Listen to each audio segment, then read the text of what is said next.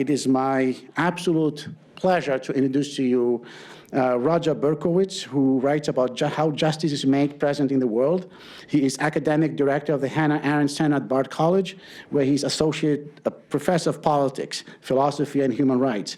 He's the author of The Gift of Science, Leibniz, and the Modern Legal Tradition, co-editor of Thinking in Dark Times, Hannah Arendt on Ethics and Politics and the Intellectual Origins of the Global Financial Crisis, co-editor of Artifacts of Thinking, and editor of HA, the Journal of the Hannah Arendt Center. He also edits the Hannah Arendt Center Amor Mundi newsletter. His writing has appeared in the New York Times, Book Forum, the Paris Review, Online, Democracy, a Journal of Ideas, The American Interest, and many other publications. So please help me welcome Roger to the podium.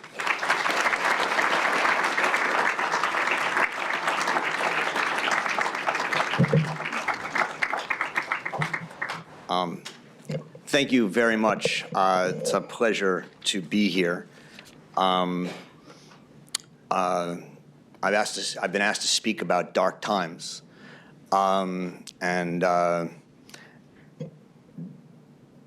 going to talk a little bit about what I mean by dark times and what Hannah Arendt meant by dark times. But it is worth us all pausing for a moment to realize that,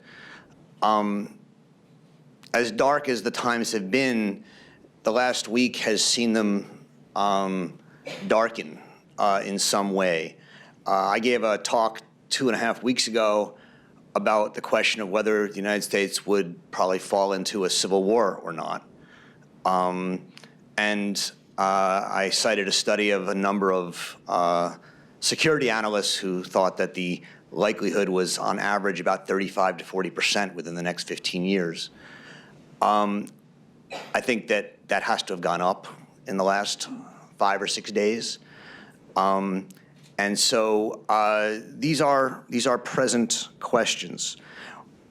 That said, one of the reasons I really love talking about Hannah Arendt, reading Hannah Arendt, and teaching Hannah Arendt is that she forces us with incredible courage and clarity to face up to the darkness of the times we're in, and yet always leaves us with hope.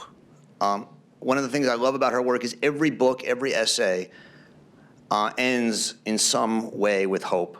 And the hope for her comes from an idea in her work that I won't be talking much about today, but is crucial for those of you who know it, which is the idea of spontaneity and newness. That human beings for her, were made so that the world could be free, that we can remake the world. And so there's always for her the idea that we are not trapped in fate.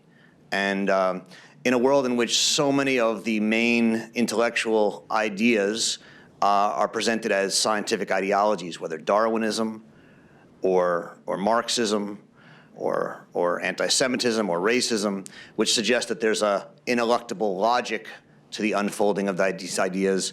Something I've always loved about Hannah Arendt is her rejection of that and her affirmation in the end of freedom. I'd like to read a poem to begin, since we're in a humanities center here. Truly I live in dark times. An artless word is foolish. A smooth forehead points to insensitivity. He who laughs has not yet received the terrible news. What times are these in which a conversation about trees is almost a crime? For in doing so, we maintain our silence about so much wrongdoing. And he who walks quietly across the street passes out of the reach of his friends who are in danger. This poem is by the German Bertolt Brecht, written in German an die Nachgeborene, translated mostly as to posterity. Brecht's poem on these dark times served as the inspiration for one of Hannah Arendt's, I think, lesser known and less read books called Men in Dark Times, which I highly recommend.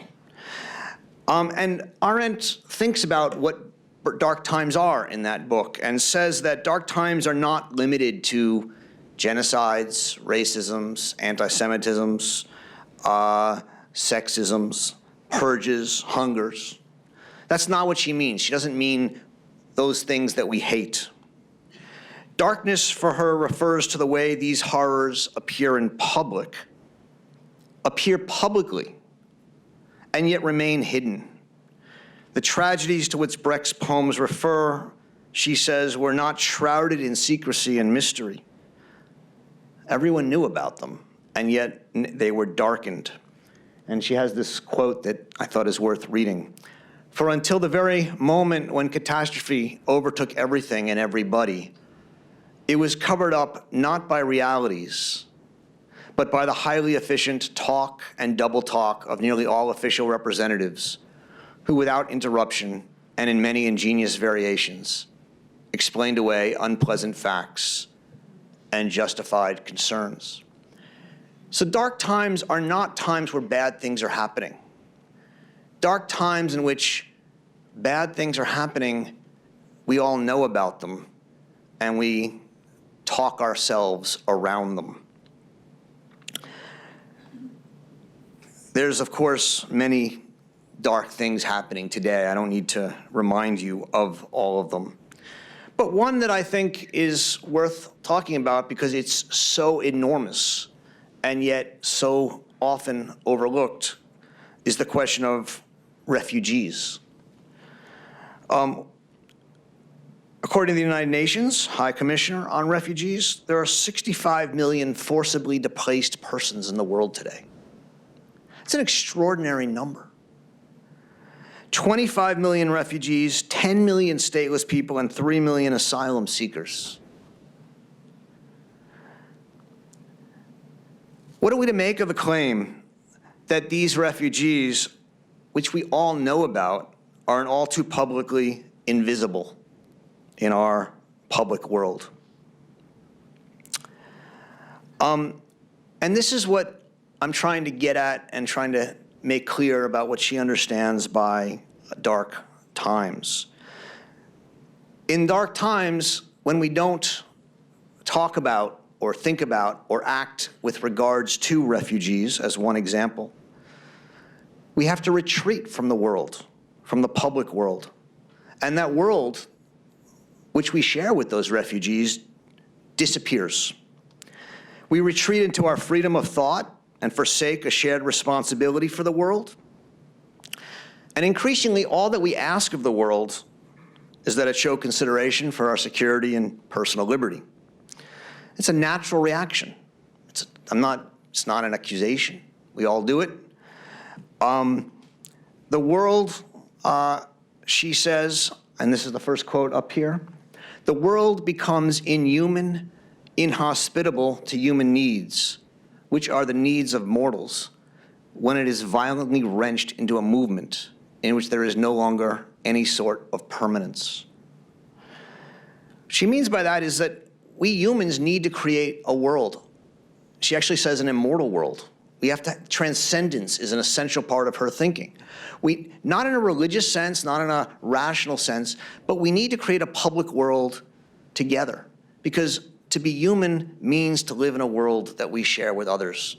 Think of the Aristotelian idea that man is a zoon, logon, echana, an animal that has language, that speaks with others, or the Aquinas' idea that we're a social being. And the fact of the matter is, and this is what a lot of her work is about, is that those common truths, those common traditions that held our world together for centuries, millennia, have broken down. And she writes, for the fragility of these repeatedly restored props of the public order is bound to become more apparent after every collapse. So they've not only broken, and she'll trace the breakingness of the tradition, of our moral and ethical and philosophical tradition, to the fact of totalitarianism in Europe in the 1930s and 40s. And she says that we continue to try and restore it. We try and restore our world. And each time we do so, the fragility of this public order becomes more apparent, so that ultimately the public order is based on people's holding as self-evident precisely those best-known truths which secretly scarcely anyone still believes in. We have many examples of this, but one has to ask, what are the moral foundations of our society? The one that she often will hold up is one that was first announced by Socrates. Very simple. It is better to suffer wrong than do wrong. It is better to allow yourself to be killed than to wrong the laws of your polis, of the polis of Athens. And she says that was, look, that kind of a moral foundation can't be proven, but it was secured by Socrates' willingness to die for it. And out of his example of suffering wrong in order not to do wrong, he made that moral idea present in the world. And for millennia, it was active. And what she says today is we can't in any way claim that that is an active moral ideal of the public world. Individuals may follow it, but not a public. It's not a public idea that people think we have to, as moral, ethical people, embrace. And so if we can't turn back to this lost moral world, the break of tradition, the question that Arendt asks in her work, or one of the questions, but one of the most important ones, is how are we to respond to these dark times? Of all of her books, and she's written a lot, and she wrote a number of very famous books, The Origins of Totalitarianism, The Human Condition, On Revolution, Eichmann in Jerusalem. Those are her more famous monographs. But of all of her books, the one that, when people ask me, well, I want to read Arendt, what should I read? The one I recommend is Between Past and Future, the book I asked you guys to read for today. Its full title is Between Past and Future, 8 Exercises in Political Thought. 8 exercises. It was actually originally published as 6 Exercises in Political Thought in 1961, and then 2 essays were added in a second edition in 1968. Now, most of these essays were actually published in mainstream journals, the New York Review of Books, the New Yorker, things like that.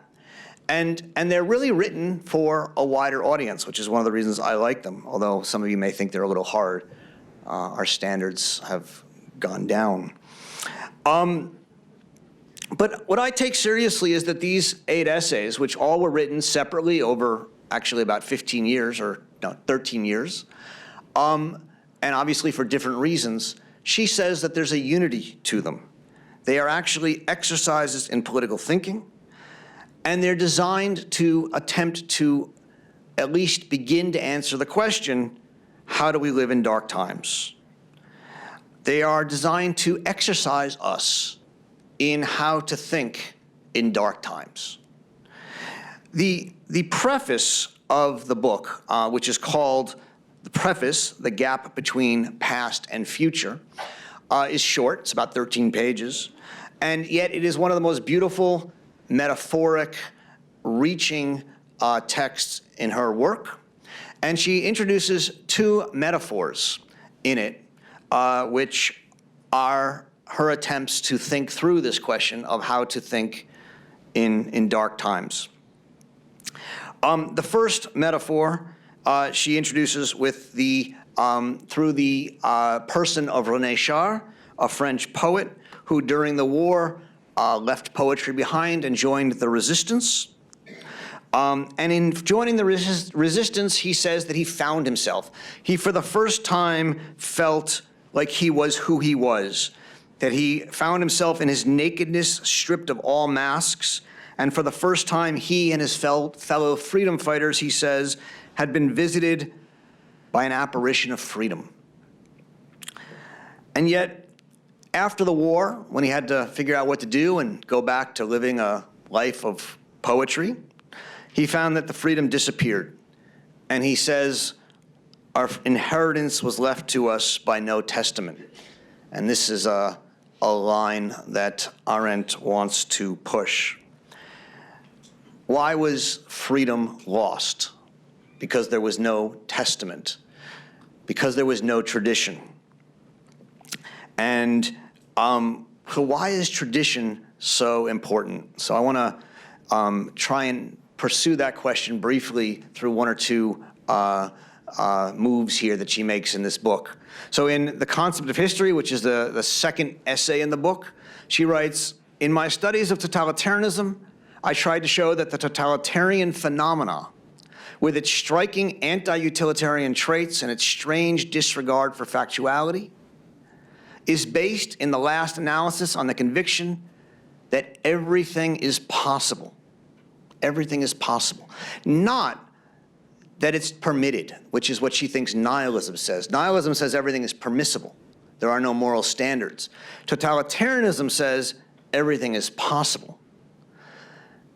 The totalitarian systems tend to demonstrate that action can be based on any hypothesis, and that in the course of consistently guided action, the particular hypothesis will become true, will become actual, factual reality. Totalitarian domination means that any idea is not only permitted, but possible. Namely, in this case, the eradication of an entire people, or the complete abolition of private life, the loss of all freedom. These are things that she thinks have suddenly become possible. Why? Well, this is the break of tradition. That's a constant theme in her work and in this book. It's the loss of traditional places where there are limits to what we can do. There is the loss of the common world, which holds us together, which we share. She has a wonderful metaphor she sometimes uses, where if you sit around a table, immediately you are connected by the table. Well, it's the same with the common world. If we sit around a common world, even if we are different religions and different races and different ideas and different languages, we share our belonging to this world. And yet, what she says is, with the rise of totalitarianism, it is now possible that everything is possible, including the erasure of all that we hold in common. This leaves us, she thinks, adrift, lonely and desperate in being without a meaningfully shared world. And to the extent we try and shore up that world with, returning to our morals or our ethics, each new collapse makes it clearer that that world is in shatters, and that therefore there's nothing really holding our worst impulses back. So this is the first metaphor, this loss of tradition, the break of tradition. The second, and the one that's probably one of the most famous ones she uses, she takes from Franz Kafka, the German writer, the Czech writer, I'm sorry. It's a fairly long excerpt. I'm not going to read the whole thing, but here will be enough to get you into it. It's called He, and it goes, "He has two antagonists. The first presses from behind, from the origin. The second blocks the road ahead. He gives battle to both." So think of a person, in the middle, and the past pushes on him from the back, pushing him forward, and the future pushes on him from forward, pushing him back. And his dream, Kafka writes, is that sometime in an unguarded moment, and this would require a night darker than any night has ever been yet, he will jump out of the fighting line and be promoted on account of his experience in fighting to the position of umpire over his antagonists in their fight with one another. So here you see somewhat of a dream of the objective observer who can look at the past and the future and avoid the battle. For Arendt, she invokes Kafka's story, though, as following on the break with tradition that she takes from René Char. And she says that Kafka's fight begins with the break in tradition. It is the jumping out and over into the position of umpire is an attempt to make peace with a world that has become a battle. But, and here she writes, the task of the mind, and here she's commenting on Kafka, the task of the mind is to understand what happened. And this understanding, according to Hegel, is man's way of reconciling himself with reality. Those of you who know a little bit of Hegel know that for Hegel, Versöhnung, or reconciliation, is the reconciliation of spirit, Geist, and the world. And it's an attempt to make the world rational, to say that the world is rational, and therefore it's to justify the world. And so the task of the mind, she says, for Hegel is to reconcile himself with reality, to make the world rational, to make it at peace. The trouble is, and here's Arendt's critique of Hegel, the trouble is that if the mind is unable to bring peace and to induce reconciliation, it finds itself immediately engaged in its own kind of warfare.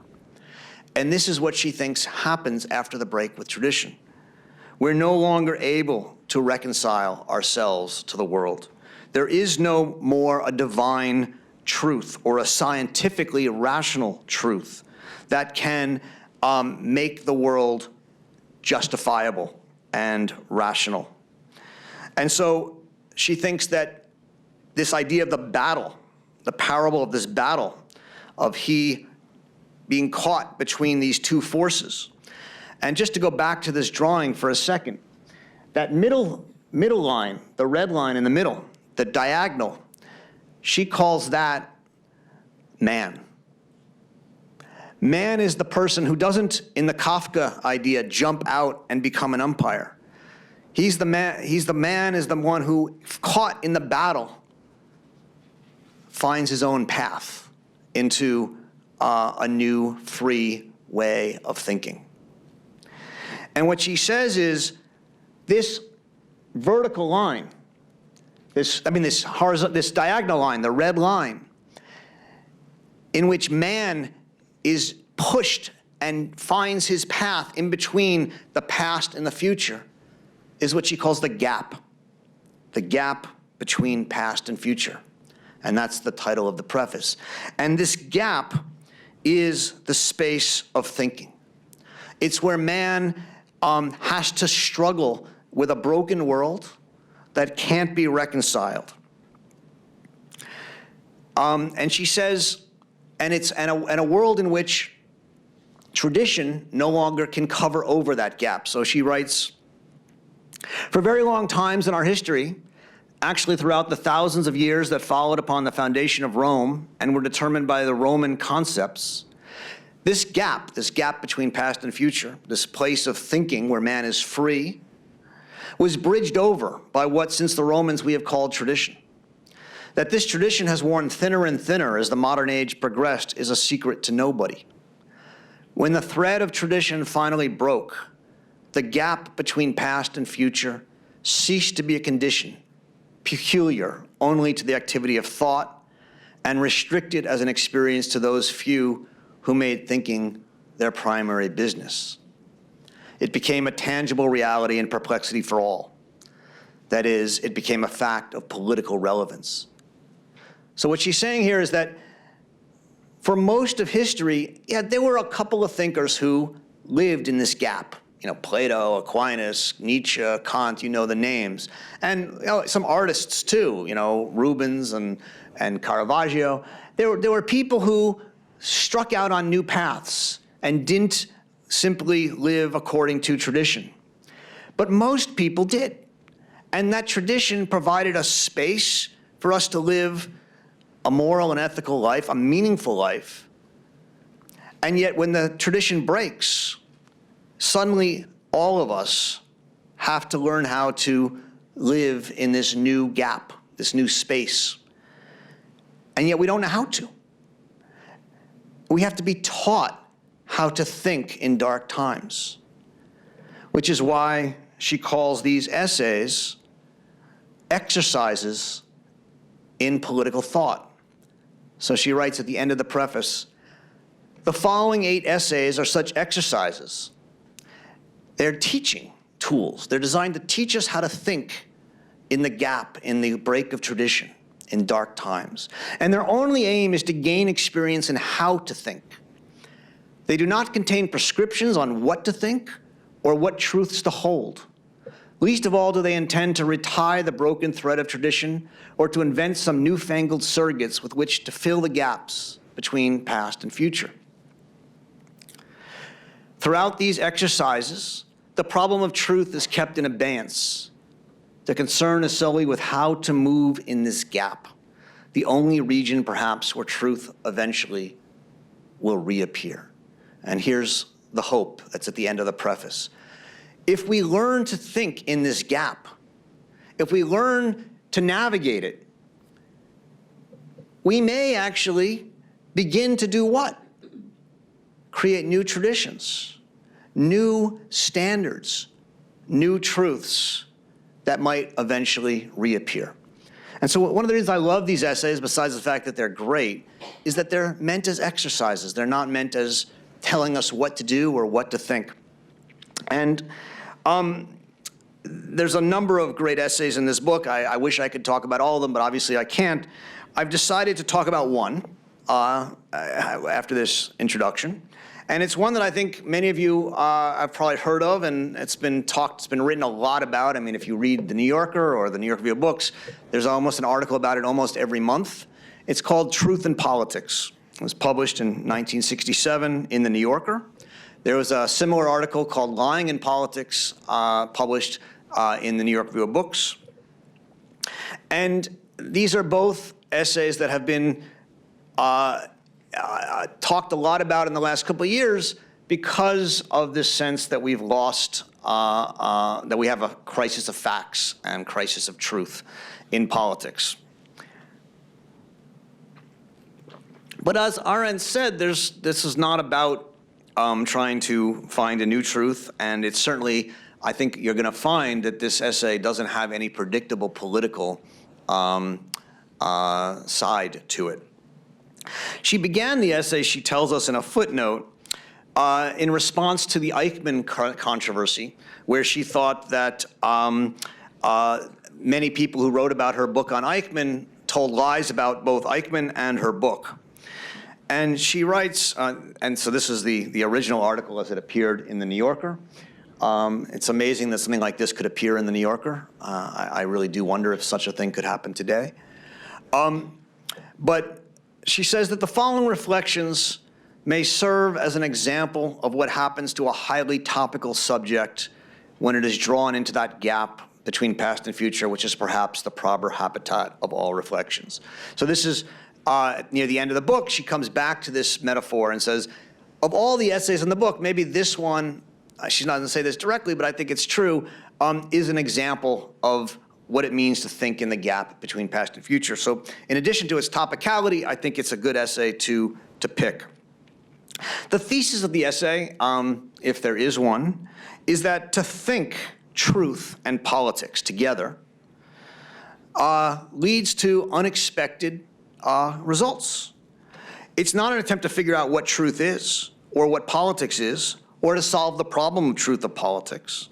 Namely, it's to see that in the modern era, in a way that did not exist before, and here's a historical claim that she's making, there is the possibility that politics can eradicate truth. That's the warning she's offering. Back to that claim about totalitarianism, where everything is not only permitted but possible, it is now possible that politics could eradicate truth. And she thinks truth is an existential condition for human life. And so we need to think in this gap, in this break. She says that it's a widely held view that fiat justitia et pereat mundus, namely, let justice be, and let the world disappear, or let the world die, let the world be lost.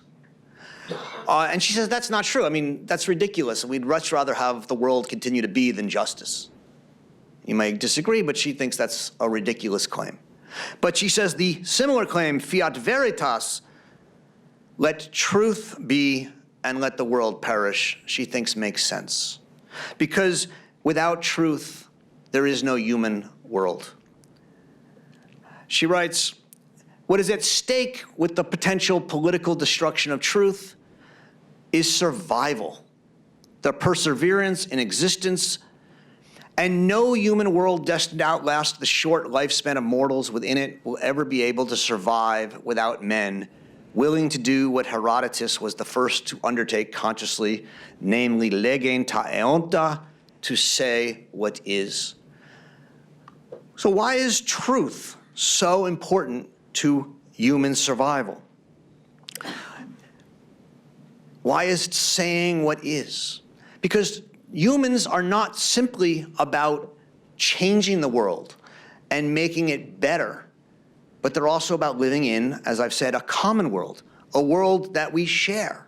And without truth, there is no common world, and no human can live in a world that has no permanence to it, no perseverance, no lastingness to it. You need both change, but you also need some stability. So in one of the more famous parts of this essay, she raises the question of the relation between factual truth, facts, and politics. And as those of you who read the essay know, she says, truth and politics have never been on good terms, right? Politicians lie. I mean, you know, it's amazing. Everyone's so upset right now that politicians are lying. I mean, when have politicians not lied? And lies are at the fundament of politics. And she says it's actually more than that. Good politicians lie well. I mean, what does it mean to lie except to say that all men are created equal? Which of course we know is not true, but we made it true through politics. The very activity of politics for her is knowing which lies to tell and how to make those lies come true. And so, you know, to say that, to inquire into the relation between factual truth and politics, she thinks, is complicated. And there's a two-part paradox here that she sees. On the one hand, facts are constructed and politicized. So politics has vanquished facts. And she writes, this is a line that I think when I teach this book, I mean, I think most students see this as so present, it's hard to believe. But while probably no former time tolerated so many diverse opinions on religious or philosophical matters, we have all sorts of religions today, much more so than at any time.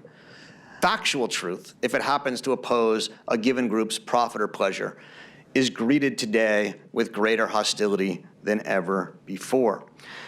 We easily and determinedly taboo facts. We deny facts. She says it was a fact that Belgium didn't invade Germany, right? In World War II. Clemenceau says, well, you know, people say, well, how'd the war start? How will people say it did? He said, I don't know, but I do know they won't say Belgium invaded Germany. And she says, but look, that's contingent. We could lose that fact.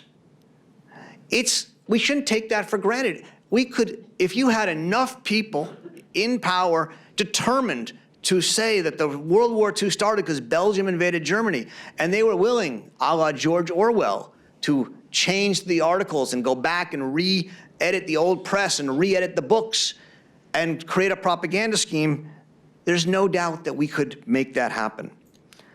On the other hand, she says, preserving facts is not an option, is not optional. We need it. To deny facts, as I said before, is to deny our survival. It's to let the world wobble, the common world.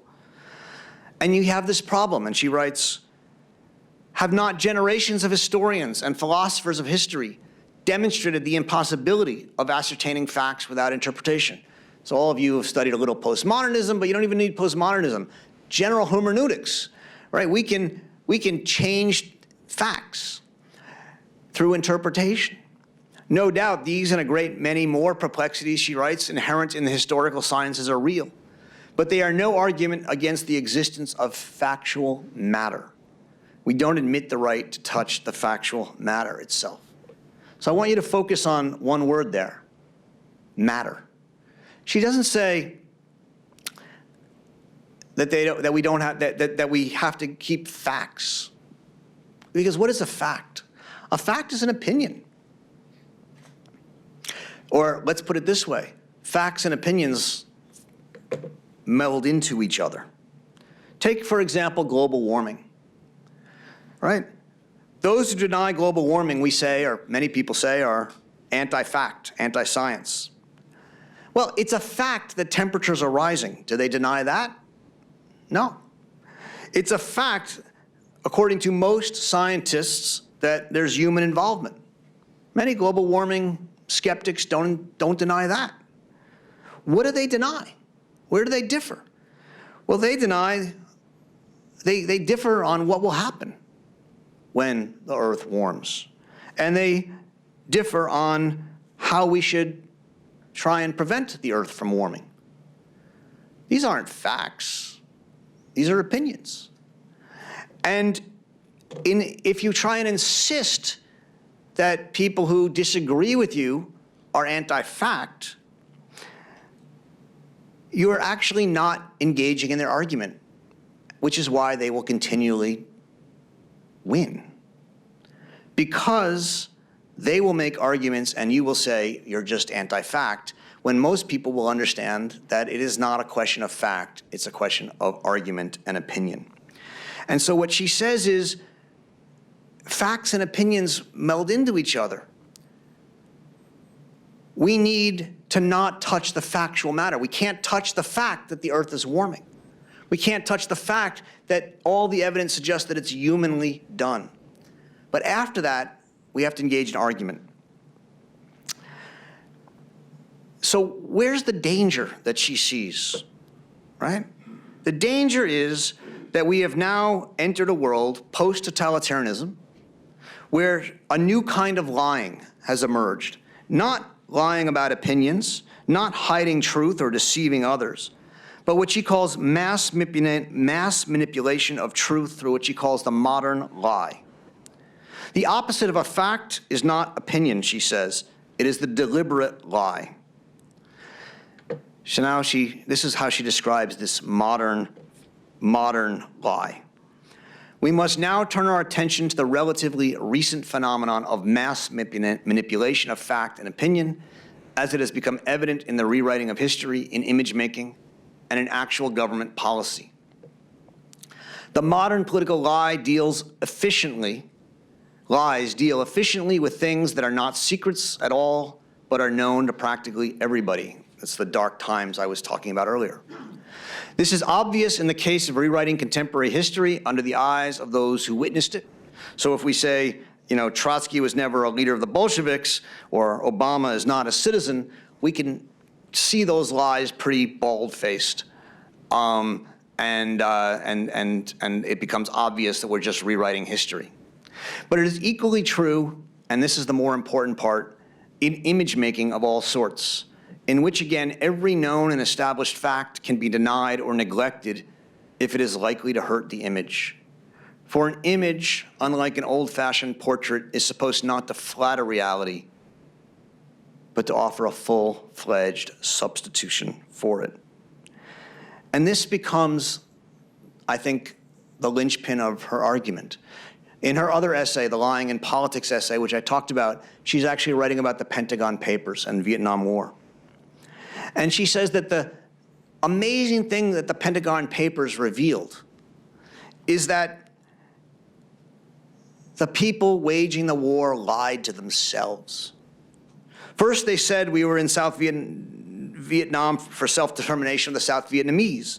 Then they said for containment of China. Then domino effects, then protect America's reputation, then prevent World War III, then support national morale, and finally to avoid a humiliating defeat. They kept changing their grounds. But what they were all doing over and over again is trying to not to win a war, which they knew, which the facts were that they were losing. They were trying to preserve an image, the image of America as the great defender of freedom and as the opponent of Soviet Russia. She writes, the main effort of both the deceived group, namely these problem solvers, right? I mean, she has this amazing critique of intellectuals in politics, which needs to be taken seriously and I think is quite relevant to what's going on around the world today, not just the United States.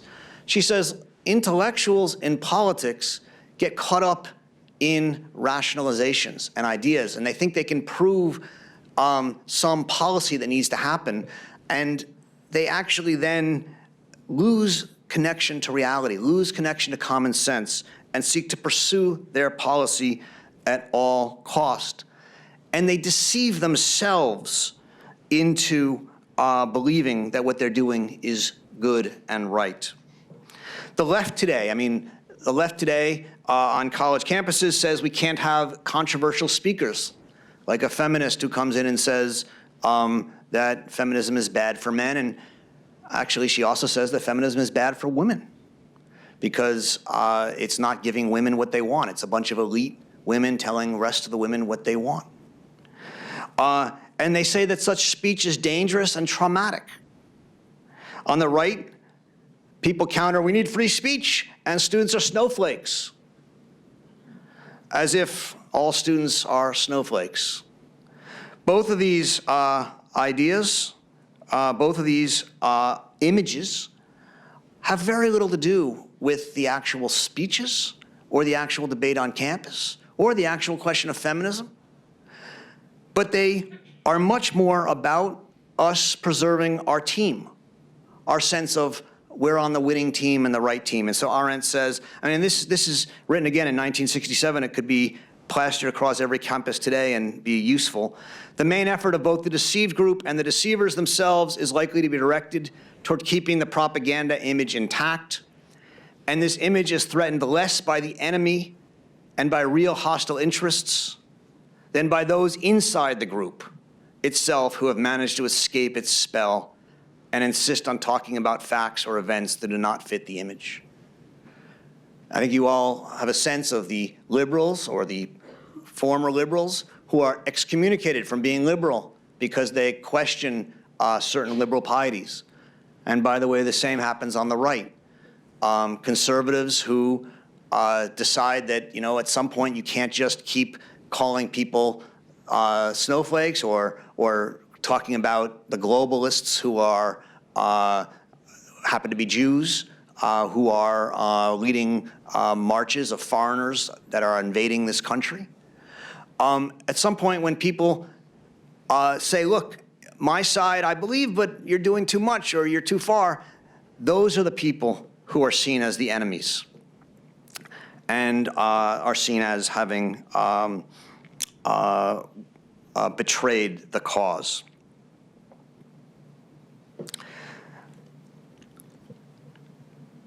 What happens when we have these modern lies and we learn how to create image makings that are able to create worlds in which facts are rewritten? And it's not just that the portrait is not flattering, we remake the portrait completely. She says it has been frequently noticed that the surest long-term result of brainwashing, and that's what she thinks these modern lies are, is a peculiar kind of cynicism, an absolute refusal to believe in the truth of anything, no matter how well this truth may be established. In other words, the result of a consistent and total substitution of lies for factual truth is not that the lies will now be accepted as truth and the truth defamed as lies, but that the sense by which we take our bearings in the real world is being destroyed. This is the danger of these modern battles about one side has a organized idea of a modern lie on one side and the other on the other side. It's not that one's going to win and one's going to lose. It's that people become cynical. And it's often helpful to remember this very famous quote from her book, The Origins of Totalitarianism. The ideal subject of totalitarian rule is not the convinced Nazi or the convinced communist, but people for whom the distinction between fact and fiction and the distinction between true and false no longer exist. If we create a cynical world where no one believes in truth, where everyone believes that it's all just matters of power and propaganda, those are the people who will easily be led to embrace ideological movements. She worries that we are living in a world now where we experience the trembling, wobbling motion of everything we rely on for our sense of direction. And I think that she's right. And I think that one of the reasons we're in this predicament right now is because we have given over to image makers and propagandists on all sides, on many sides, the power to determine what we think of as true. And the result is that nothing is true. And I'm just going to end by offering her solution, which is not a full solution, but is a solution. And the solution is the humanities. She says the historical sciences and the humanities, which are supposed to find out, stand guard over, and interpret factual truth in human documents, are politically of greater relevance than professional schools. Who says what is? This is again back to Herodotus. Who tells a story. And in this story, the particular facts lose their contingency and acquire some humanly comprehensible meaning. It is perfectly true that all sorrows can be born if you put them into a story or tell a story about them. The point is that in doing history or writing a novel or writing a poem or making an artwork, you tell a story about the world. And in telling a story of the world, you make the world meaningful. And if you succeed in making that world meaningful for enough people, they become part of a common world. And even if they disagree about feminism or anti-Semitism or immigration, they share a world, and they see that world as something worth fighting for together. I'm just going to end now with a quote from the essay that comes before this in the book, The Crisis in Culture. It's one of my favorite quotes in all of her work. And it goes, "It is a matter of taste to prefer Plato's company and the company of his thoughts, even if this should lead us astray from the truth. What Cicero, in fact, says is that for the true humanist, neither the verities of the scientist nor the truth of the philosopher, not the beauty of the artist, can be absolutes. The humanist, because he is not a specialist, exerts a faculty of judgment and taste which is beyond the coercion and which each specialty imposes on us." Cicero says, "I prefer before heaven to go astray with Plato rather than hold true views with his opponents." That's an extraordinary claim. And she says it's a claim of the humanities. We would rather go astray with our friends than hold true views with our enemies, with our opponents. What does it mean? It means that the humanities is about the cobbling together of stories that we think are beautiful and just and good, and making out of those stories a shared world.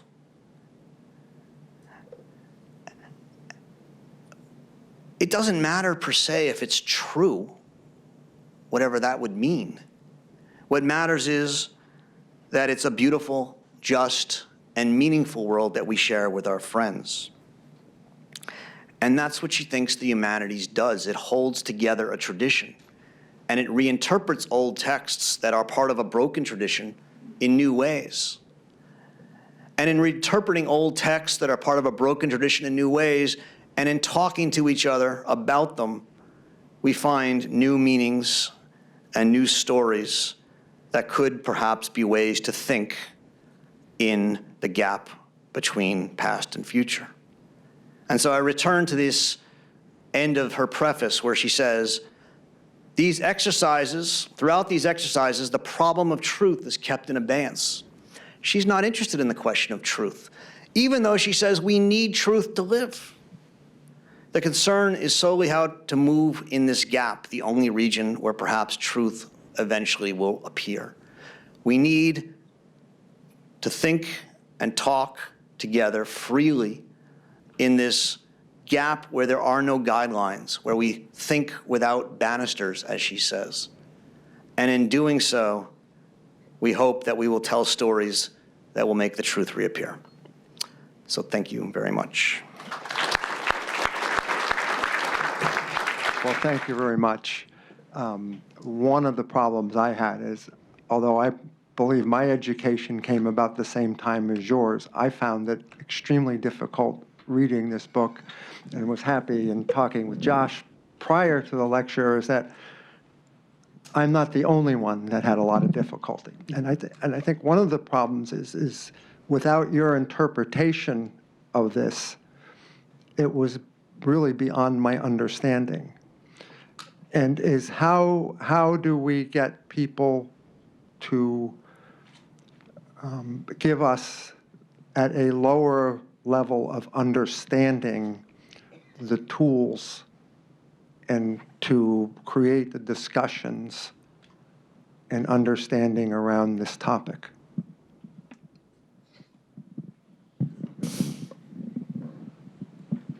So it's really a great and important question for you to ask, because I teach this book so often, and I teach Hannah Arendt so often. And when I'm not teaching Hannah Arendt, I sometimes teach people like Hegel and Martin Heidegger. And she's a joy to read and teach compared to them. And so I think, in fact, one of the reasons Hannah Arendt has become so popular, I think there's a lot of reasons, but one is she actually writes in ways that are publicly accessible. I mean, these are essays written in the New Yorker. But you ask the question, which is, but they're hard. And they are hard. And they're hard for different reasons. Sometimes they're hard. I mean, like, what is freedom is hard because there's a lot of philosophy in it. The concept of history is hard because it's got a lot of history and philosophy in it. But I think this last essay on truth and politics, I don't know if you got to that. I think it's a more generally accessible one. But the question you ask, I think, is a bigger one, which is, A, do we need to read Hannah Arendt to do this? And obviously the answer has to be no, right? There have to be ways to engage in this without reading Hannah Arendt. And secondly, how can I read Hannah Arendt and get something out of it? So just on the second, I'll just give a brief plug. We do, the Hannah Arendt Center, which I run, has a virtual reading group, which meets online twice a month. And we read through these essays together. And we have about people all over the world who come together and read them. So you're welcome to join. But the bigger question is, what do we need to do if we're not going to do we need to read Hannah Arendt? And I don't think the answer is yes. I think the answer is no. What we have to do is talk to people who challenge our sense of self-certainty. We need to hear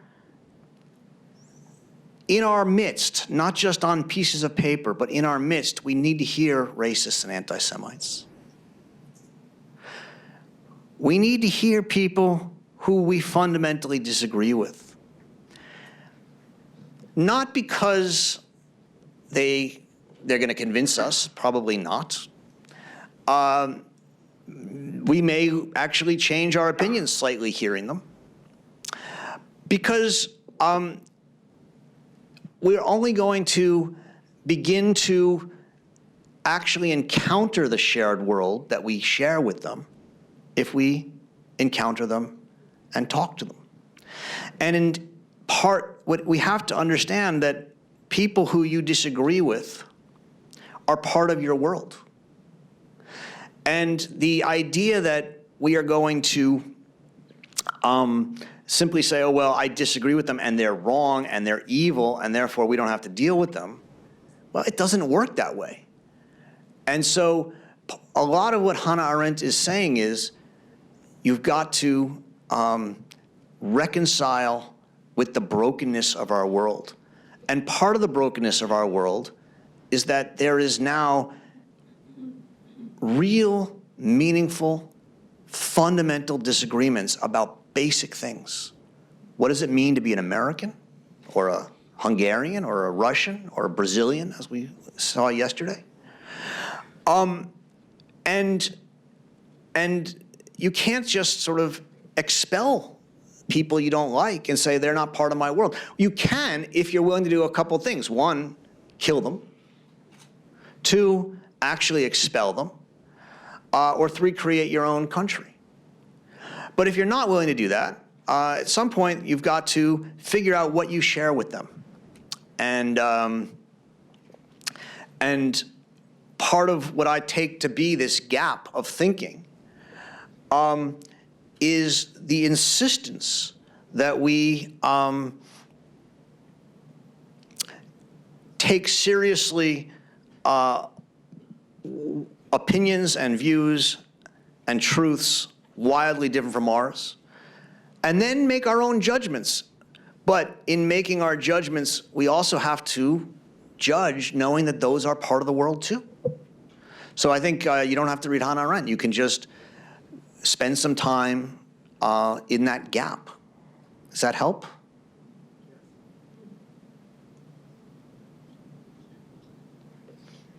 I've scared some people.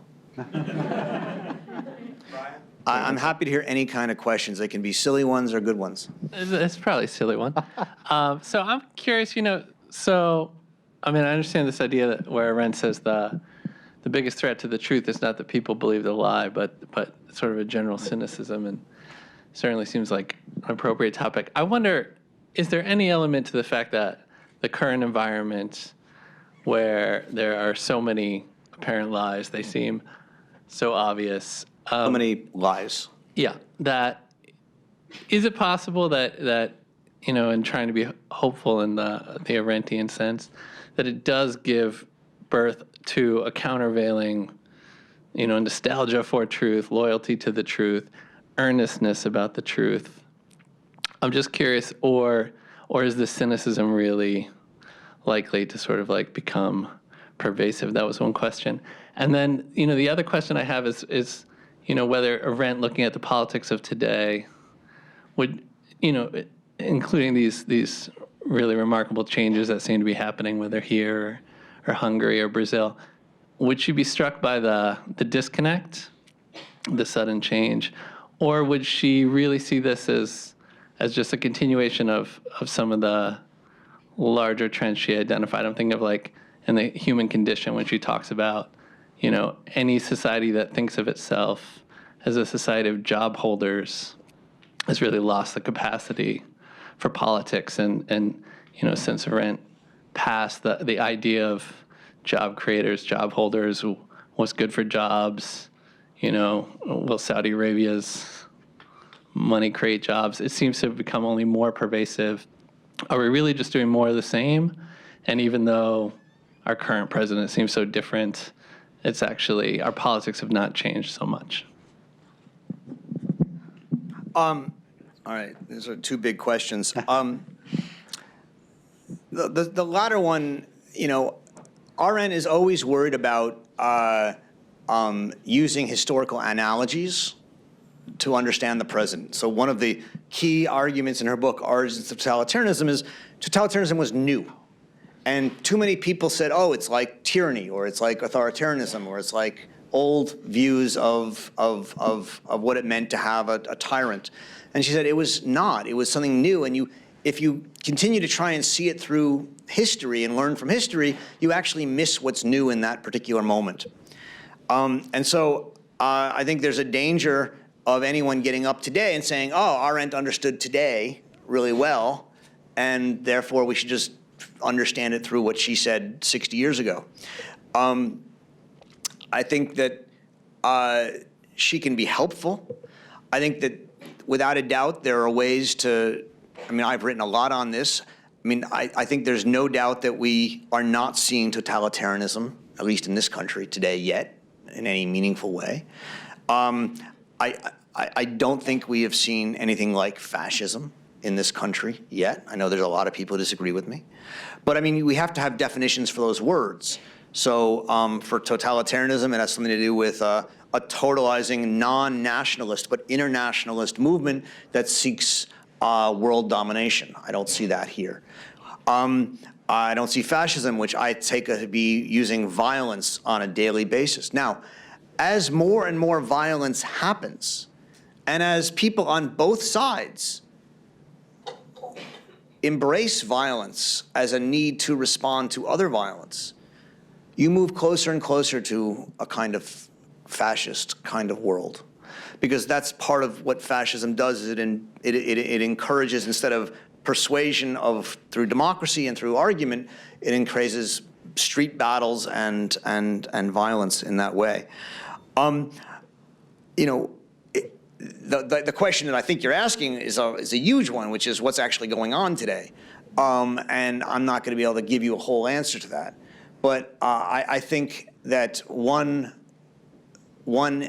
at least part of that, which Arendt does help us see, is that the dominant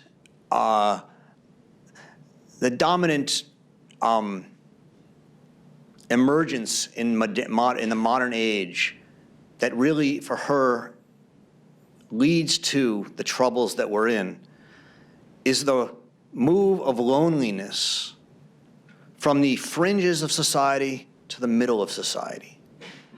So from her point of view, loneliness used to be something that usually was experienced in old age or in, you know, extreme situations of loss. Whereas in the modern world, without traditions, without religions, without family structures, she thinks that a deep, profound sense of meaninglessness, purposelessness, and loneliness, homelessness, alienation, have pervaded everyday life. And that this leads people to need to belong to movements that will provide meaning for their lives that they don't find through other means. And this is a dangerous phenomena. And it's one that was true in the early 20th century, and I think is still true today. The ease and the viscerality with which people today embrace movements is scary. And that can be the environmental movement, or the feminist movement, or the anti-racist movement, or the Make America Great Again movement. And I think that's a sign, that the prevalence of movements is a sign of the danger. That's an attempt to answer the second question. The first question is about, are all lies equal? Is that the question? No, I'm a little bit curious about whether. Oh boy, I got it on that mic. I mean, I'm a tiny bit curious about not whether all lies are equal, but the fact that it actually seems like some lies are really like transparent, and laughable, and like this. I understand how they create a certain level of cynicism, but the cynicism doesn't feel contagious, actually, to me. It feels doesn't feel contagious, right? It feels like it actually maybe creates this countervailing earnestness, this idea of like, okay, there's a higher standard by which we should think. Well, I hope you're right. I think one of the interesting things about the president, and a lot of people are interested in the president's lies. I mean, when I remember a year ago, that Washington Post and the New York Times printed like 1,000 or 2,000 lies that they said he told. And I don't know about you, but I read them, and most of them, didn't seem like lies. They sound like exaggerations or just statements or opinions, but they were meaningless, most of them. I mean, compare his lies to the lies that George W. Bush and his administration told about chemical weapons in Iraq, and what kind of violence and murder those lies unleashed versus the lies that Trump tells. And it's fascinating that we now look back, many on the left look back with fondness for the younger Bush, who we hated back then, as if his lies weren't as bad. Whereas to my mind, his lies have been, at least on some levels, much worse. The difference, and here's where I think the difference matters, is that when he was caught in a lie, he was embarrassed by it. Whereas Trump is not. He revels in it. He doesn't care. And it's that sense that words don't matter, that words don't express meaning, that we can say whatever we want as long as it works, which he fundamentally embraces, which I find so dangerous. Now, you're saying, aren't we seeing a response to that with earnestness? Ojalá. I mean, I wish it were so. I don't see that. I see the great institutions of journalism in this country joining the resistance and publishing over and over again lies that they know are lies. I mean, the New York Times has published, by my count, at least 8 or 9 times the lie that Trump has said that every Mexican is a criminal and rapist. He never said that. And they've also published articles saying he never said that. But they continue to publish articles saying he said that. And it's shocking to me that they've been willing to go down that road. And so, Fox News, is really unwilling, is willing to lie. But so is MSNBC. So I guess I see it as a race to the bottom. And I'm interested that you think the opposite. I hope you're right.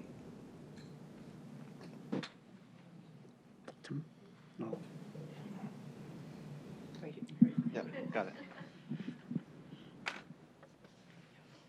Somehow in my liberal arts education, I missed Hannah Arendt. And then when I came back from spending a week photographing in Auschwitz, friends gave me some of her books and said, "This will help you understand." And as I reflect on it, I wonder, am I really supposed to try to understand?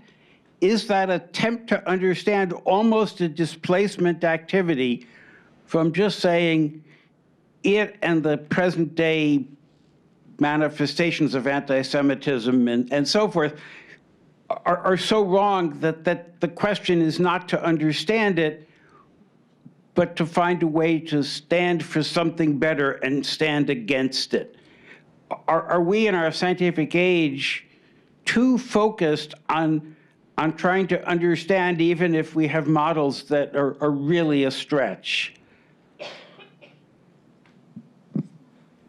I think it's an important question. Should we try and understand evil? Right? I mean, one of the reasons she got in so much trouble with Eichmann is she tried to understand him. She says in the whatever it's called, the preface to The Origins of Totalitarianism, we need to comprehend, and comprehension, she says, is the unpremeditated facing up to and resisting of reality, whatever it may be. She saw her book and her attempt to comprehend or understand as an attempt to resist. And I think your question is, why do you need to understand or comprehend in order to resist? Why can't you just resist? One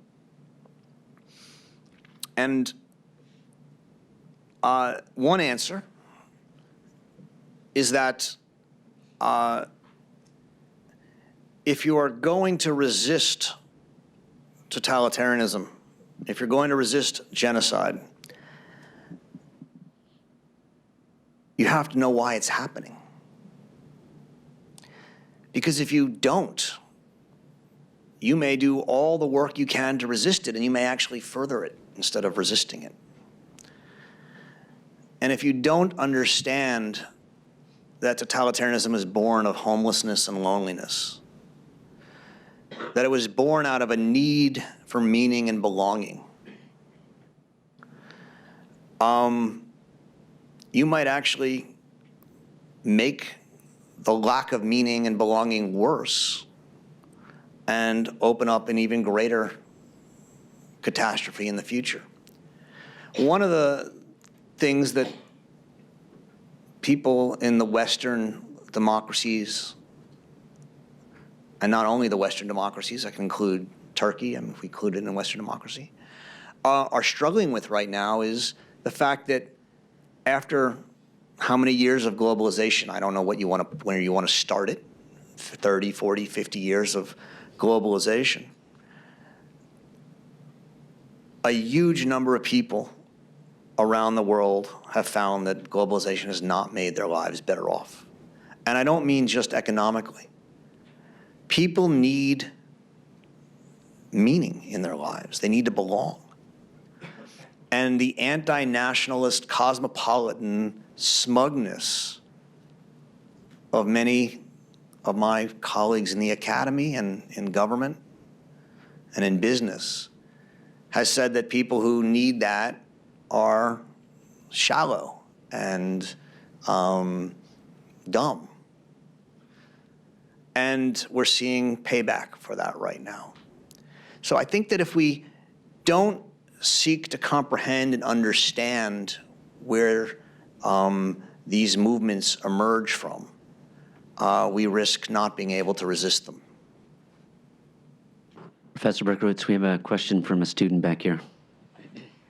I'm just wondering how we are truly supposed to put faith in the truth reappearing through stories when many stories have in fact just reappeared lies. So it's a good question, and one has to take what Arendt says with a little bit of a grain of salt, because I assume that she has a time period of, if not decades, centuries in mind. You know, the truths of Judeo-Christian, Greek, Western civilization didn't emerge in a couple of years. They emerged over generations. And same with Confucianism in China or other important ethical and moral systems. So she's not saying or suggesting that it's going to happen quickly. And for many people, the answer is, I'm not willing to wait, right? I'm not willing to wait for that to happen, for a new, to get justice. And I understand that. But I think what she's saying, and I think here she's on good grounds, is that if we continue to simply take shortcuts and we resurrect the pillars of the old truths, each time a new catastrophe comes, it will be easier to knock them down and harder to rebuild them. And at some point, she's saying, we have to decide whether we're willing to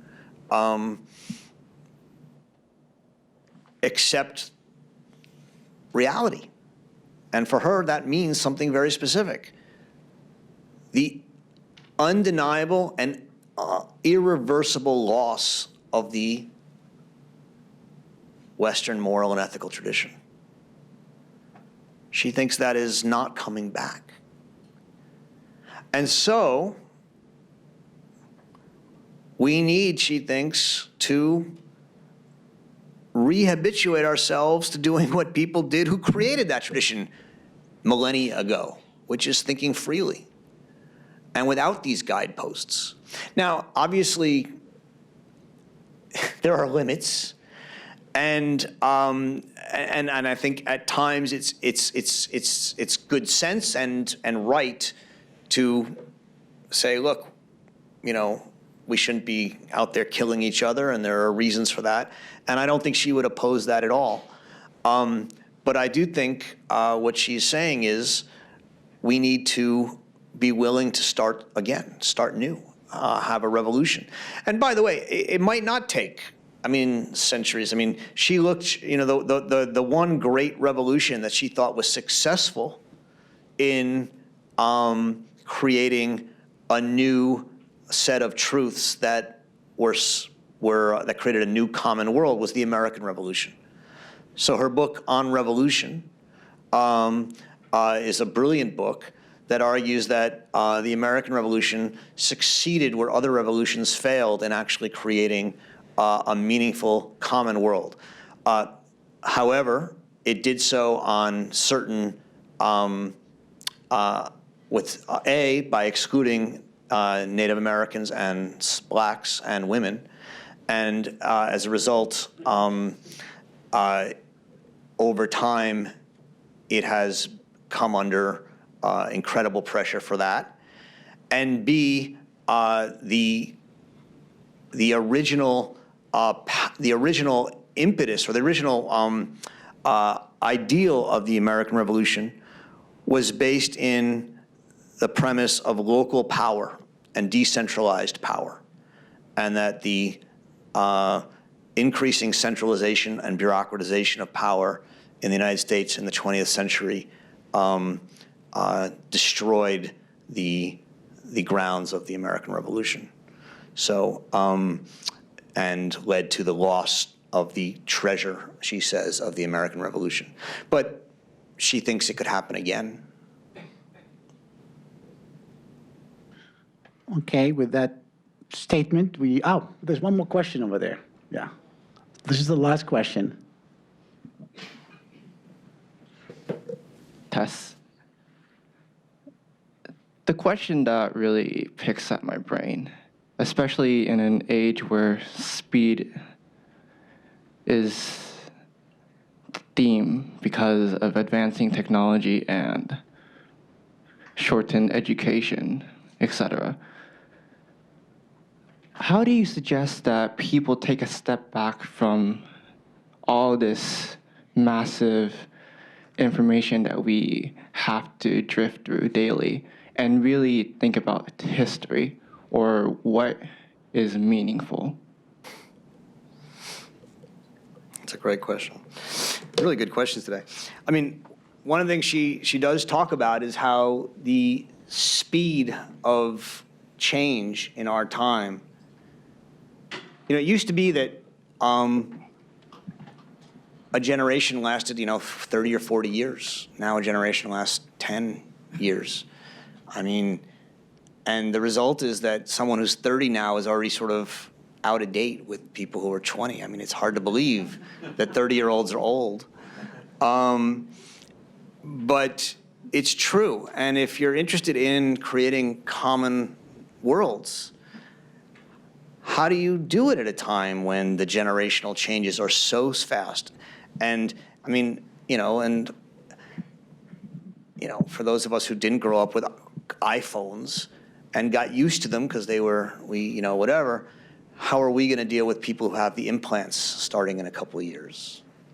And when you have the implants and you have an Apple implants, but I have Microsoft implants and you have Google implants, and the result is that we get slightly different actual experiences, not only of opinions, but of the physical universe. How is that going to change how we see the world in common together? These are huge questions that are going to hopefully mostly happen when I'm dead.